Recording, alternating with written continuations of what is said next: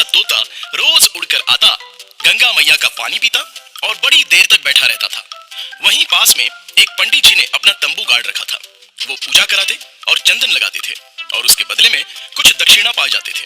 वो रोज उस तोते को देखते और उनके मन में प्रश्न उठता था कि ये तोता यहाँ रोज क्यों आता है। पंडित जी ने अपने झोले से एक अमरुद निकाला और तोते को दिखाकर रख दिया। तोता धीरे धीरे आया और अमरुद खाने लगा। अरे तोते, तुम रोज आते हो, गंगा जल पीते हो और कुछ देर बैठकर चले जाते हो, क्या इसके पीछे कोई कारण है? तोता बोला, हाँ पंडित जी, इसके पीछे कारण है। मैं आपको बताता हूँ। पिछले जन्म में मैं एक ब्राह्मण का बेटा था। मेरा नाम गंगाराम था। मेरा एक छोटा भाई, उसका नाम जमुना प्रसाद था। एक बार हम दोनों गंगा नदी के इसी घाट पे नहा रहे थे। मेरा भाई जमुना मेरे रोकने के बावजूद भी गहरे पानी में चला गया और डूबने लगा। तेज धारा में तेजी से बहता चला जा रहा था।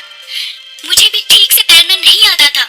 मैं उसे बचाने के लिए गुहार लगाता रहा, लेकिन उस समय उसे बचाने वाला कोई नहीं था। इसके बाद भाई का कहीं भी पता नहीं चला। वह मुझसे हमेशा के लिए जुदा हो गया। गंगाराम, तुम्हें अपने पिछले जन्म की बातें कैसे याद रहती हैं? पंडित जी, मैं एक बड़े ज्ञाता साधु के सानिध्य में रहता था।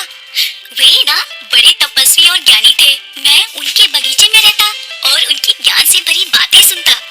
उनके साथ रहते रहते मैंने बहुत ज्ञान प्राप्त कर लिया। अचानक मुझे अपने पिछले जन्म की बातें याद आ गई। मुझ में कुछ शक्तियाँ भी आ गईं। इतना तो जान गया था कि पिछले जन्म की बहुत सारी बातें तो मुझे याद आ गई हैं। लेकिन इस जन्म में मेरा भाई जमुना कहाँ है, या अभी तक मुझे ज्ञात नहीं हुआ। मैं गंगा माँ के किनारे बैठकर उसे रोज प्रार्थना करता हूँ कि मुझे मेरे भाई से मिला दे। पंडित जी तोता गंगाराम की बातें सुनकर विचार करने लगे। उन्होंने अपने जीवन में इस तरह की बातें सुनी थी, लेकिन प्रत्यक्ष एक तोते से ये जानकारी मिलने के बाद वो सोच में पड़ गए। तोता गंगाराम और पंडित जी में खूब पटने लगी और गंगाराम जब भी गंगा किनारे आता तो पंडित जी से मिलता और अमृत भी खाता।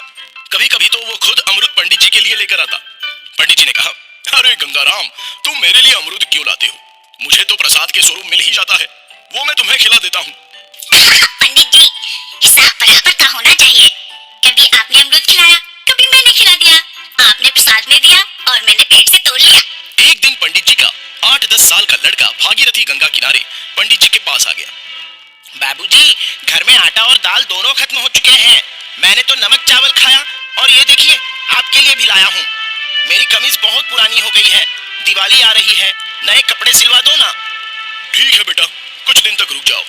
किसी जजमान ने कपड़े दे दिए तो उसी कपड़े की कमीज सिलवा लूंगा। आजकल जजमान भी कम होते जा रहे हैं। लोग गंगा मैया में नहा रहे हैं, लेकिन हमें भूल जा रहे हैं। पंडित जी, अब आप चिंता मत करिए। अब आपको सारे जजमान याद करेंगे और यहीं आएंगे। आपको अच्छी खासी दक्षिणा भी मिलेगी और जिंदगी अच्छे से कटेगी। गंगाराम, तुम्हारे मुंह में घी शक्कर। काश ऐसा होता तो मेरी गरीबी दूर हो जाती। एक बिटिया है, उसकी शादी हो जाती।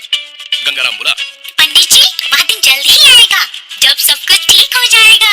आपके बेटे भागीरथी को देखकर ना मुझे बड़ा अलग सा अनुभव हुआ है। मेरे खून में एक लहर सी दौड़ गई है। बड़ा होनहार बालक है। गंगाराम, ये गंगा मैया की ही तो देन है। एक बार गंगा मैया में बहुत बाढ़ आ गई। बहुत से लोग बेघर हो गए। कई लोगों की जानें भी चली गई। कई लोग अपनों से बिछड़ गए। एक छोटा सा 6 महीने का बच्चा एक लकड़ी पर बहता हुआ मुझे दिखाई दिया। वो रो रहा था। मुझसे देखा नहीं गया और मैंने उसे जाकर उठा लिया। मैंने चारों तरफ पूछताछ की, लेकिन कोई जानकारी नहीं मिली। तब मैंने उसे अपने ही घर में रख लिया, अपना बेटा बना लिया। मेरी धर्मपत्नी ने भी उसे सीने से लगा लिया और अपना लिया। कभी कभी मुझे बहुत दुख होता है कि गरीबी के कारण मैं उसका ठीक से लालन पालन नहीं कर पा रहा हूँ। वो किसी बड़े घर का लड़का है और उसकी किस्मत में गरीबी आ गई। गंगाराम बोला, पंडित जी, सब ठीक हो जाएगा। गंगा मैया की कृपा से आपके दिन भी लौट आएंगे। और दूसरे दिन गंगाराम अपनी चोंच में एक मोती लेकर पंडित जी के सामने हाजिर हो गया। गंगाराम बोला, पंडित जी, यह मोती संभाल कर रख लीजिए। आपकी जिंदगी में यह बड़ा परिवर्तन ला सकता है। पंडित जी ने जैसे ही मोती अपनी जेब में रखा, एक अमीर जजमान उनके सामने आ गया। पंडित जी ने उसे कथा सुनाई और उससे बड़ी अच्छी दक्षिणा पाई। इसके बाद कई जजमान आने लगे और पंडित जी को बहुत अच्छी अच्छी दक्षिणा मिलने लगी। उन्हें स्वर्ण और चांदी का भी दान मिला। धीरे धीरे उनकी स्थिति बहुत अच्छी हो गई। अच्छा घर, अच्छा सामान, अच्छे कपड़े, सब कुछ अच्छे ढंग से चलने लगा। जीवन का रंग अच्छे ढंग से बदलने लगा। गंगाराम, तुम तो जादूगर निकले, बहुत बड़े भविष्यवक्ता भी हो।